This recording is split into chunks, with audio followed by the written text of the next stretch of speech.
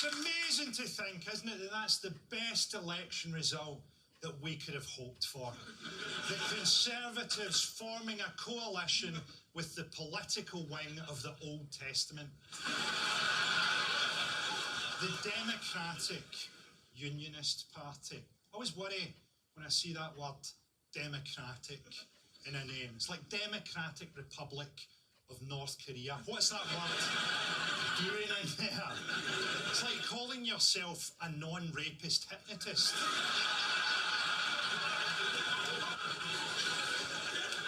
Of course, Theresa May can't really say that she's got a mandate anymore, because if the DUP hear the words mandate, they start screaming about sodomy.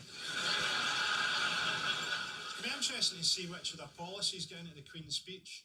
This year, gay pride shall be renamed gay shame. I think if this does restart trouble in Northern Ireland, the Conservatives are going to feel a deep regret that they can't sell them weapons.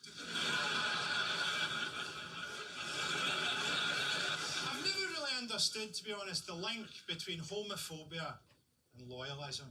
Because the Orange Walk, I'm not saying the Orange Walk is gay. All I'm saying is, if I was trying to prove that I wasn't gay, that's not how I personally would go about it. Who are you calling gay? Fetch me my majorette stick and my big ribbon. I'm about to perform a wee routine that will leave you looking rather foolish. Of course, the favourite now to be Prime Minister is Boris Johnson, a cross between a head injury and an unmade bed. A bouncy castle with Alzheimer's. It's not just that he's the worst person for the job, he might be the worst mammal.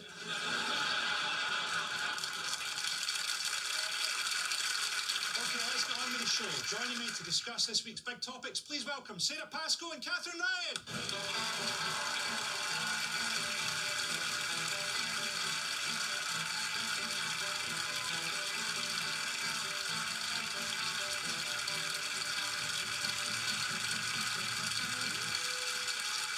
Sarah, have you been following the whole kind of coalition, minority government? I've stopped looking at the news. I've got a WhatsApp group called People I Agree With. I need to talk to them now. Instead of a newspaper, I'm getting a self-published zine about Nye Bevan that you can buy on Etsy. I love it. Welcome back, Catherine. You were in America for the election, weren't you? Oh, yes. They don't understand, but I told them it's very simple. You know, in their election, the winner actually lost. But here in the UK, the winner, like, sort of won, but lost the majority, but they still won, and then the loser feels like they won, but they didn't win. Only the country that brought you cricket could deliver an election where nobody wins. It sounds incredibly complex for Americans. I think it's important to remember that they don't care about us. I keep forgetting that Trump's kind of postponed his visit, hasn't he? He won't come here, but like he was in Saudi Arabia dancing with the people that did 9/11.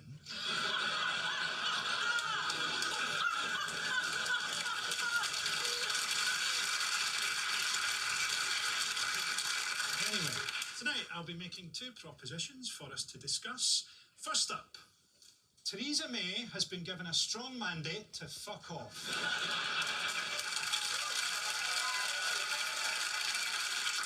Joining us to discuss all the fallout from the election, please welcome Rob Delaney and data editor of The Guardian US, Mona Chalabi.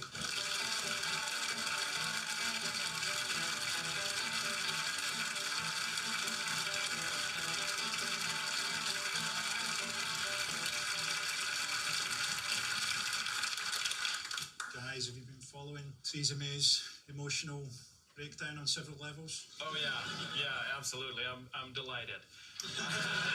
It's really great. She said she would quit if she lost 6 MPs, and she lost, let's see, twice that plus 1.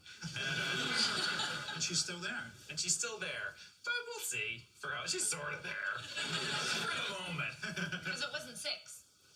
Good point. Yes. Labor overshot. What about you, Mona? You been enjoying it? I don't know, it's just been awkward to watch, hasn't it? Very, very uncomfortable viewing.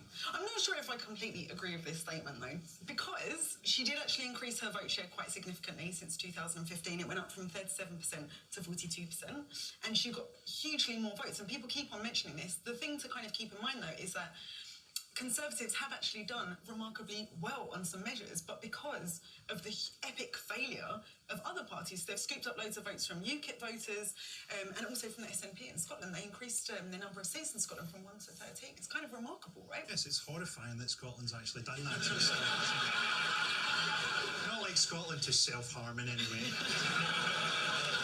But just the speed at which all of that has changed is sort of amazing, isn't it? That UKIP got a 13% vote share just 2 years ago and now barely managed to get 2%. They're now sort of the Lord Bucketheads of racism. Anyway, to clarify what we're talking about here, nobody doubts that if Theresa May had won a majority, she would have torn up our human rights while rising slowly into the air like Magneto.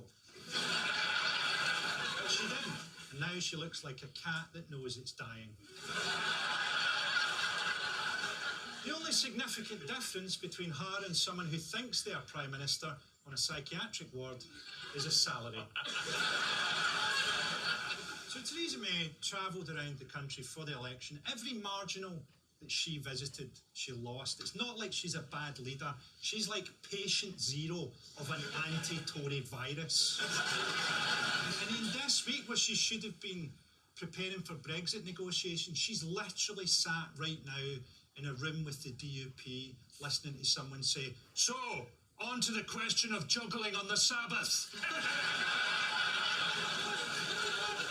During the election, Boris Johnson tried to avoid the opposition, but was finally cornered in this excruciating moment on Sky News. Well, of course, it's very, very important for people to focus on what the two potential leadership Why candidates. wouldn't you go head to head with me today, Boris? I'm being heckled by some Labour MP whose name Andrew Gwynn, who's just done nothing. If you want to come and join me, come on then, you big girls' blads. Come on then, come on. Are you leaving the customs union? We are leaving the European I asked him this last time. Boris, No. I asked him this last time. Boris, I'm sorry to say, Yes. I'm so sorry.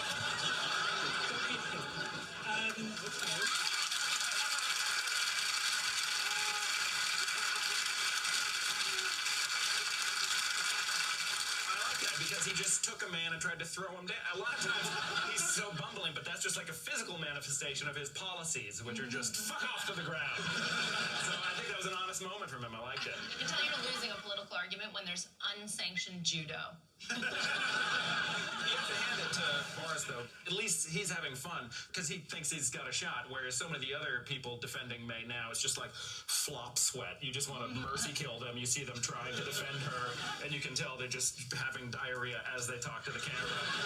So, good on him. But that's the thing, he's having a nice time because none of this can hurt him. He's in such a privileged position, it's like he's playing Monopoly. Also, he's used to abuse from private school, isn't he? That made me feel sorry for him. Well, yeah, I sort of imagine he's from the kind of family where he comes home at Christmas and he has to put his name down for a hug or something. I met Boris Johnson's dad, and the trouble is, nobody's awful. He was really nice to me, and then at the end of the record, he said, "Well done. Now, is this your real job?" "So do you have a job that you do in the daytime?" That's because he's used to hanging out with hookers.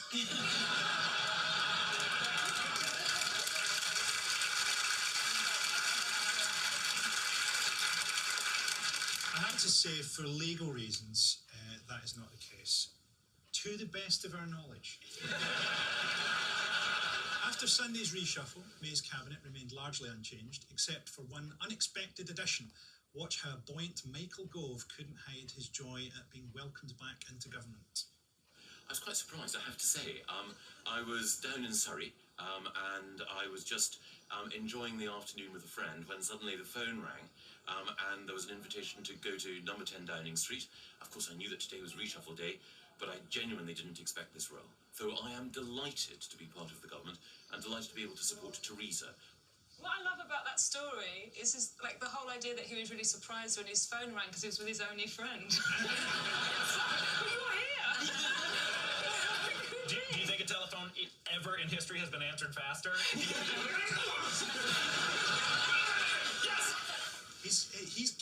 like their thing now is they have to appeal to the youth vote that they've lost.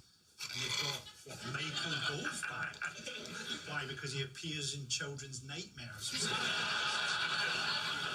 Mona, you've been looking at some stats to do with the election.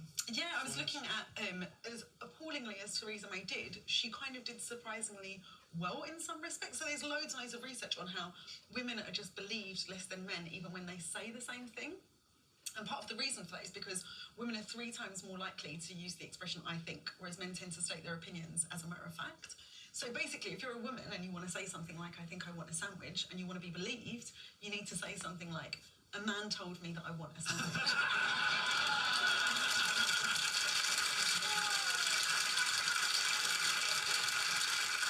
Moving on. With Theresa May failing to gain a majority, she had no choice but to prop up her government with the help of the Democratic Unionist Party. The DUP have a colourful history. Take a look at this alarming footage from a 1985 documentary of the recently re-elected Gregory Campbell. It's coming round to the band season again. You know, there's one thing the Republicans don't like, and they don't like it in this city, and that's Protestants marching for their rights and for all that they hold dear. I have no doubt that in that type of a situation, I will be out on the streets with the people. With arms? Yes, with arms. There you go, he was just elected an MP. I've actually listened to my own stand-up while loading a gun before. That's for different reasons, so I can sort of relate to him. I like the way the documentary crew came in and went, "Well, we'll get a shot of you before the speech." He was like, "Shall I do some admin?" Many Conservatives tried to avoid discussing the DUP in the immediate aftermath of May's deal. Here's how windswept Ruth Davidson tackled the issue. What I spoke to the Prime Minister about yesterday was the need for a categoric assurance that talking with the DUP would not result in any rollback of LGBTI rights in the rest of the UK, because as the Conservative Party, we're the party of equal marriage, we introduced it to the House of Commons, and also that we would use our influence to try and advance LGBT rights in Northern Ireland. Ian Paisley Jr. said Ian Paisley.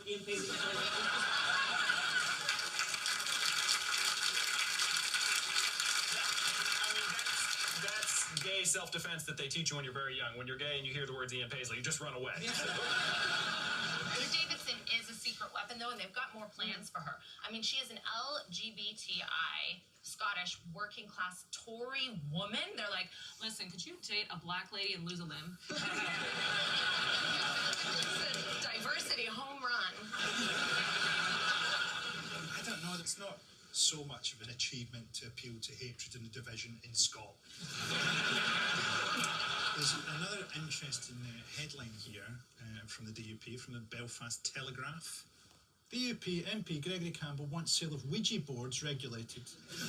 That was that guy who was loading the gun. He's worried about people coming from hell.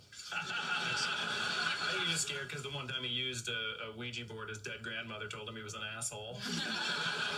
She wasn't even dead. How are they getting policies from like 1,000 years ago if they're not communicating with the dead? So, in conclusion, Theresa May was not alone in miscalculating the outcome of the general election. The pollsters, the Blairites, Tim Farron, everyone got it wrong. Well, I say everyone. When Theresa May called the election back on April the 18th, I wrote a prediction on a piece of paper and sealed it in an envelope. This is that envelope. Mona, would you open this envelope and read out what I wrote? Could you read it out for us, please? Okay. It says James Corden is a prick.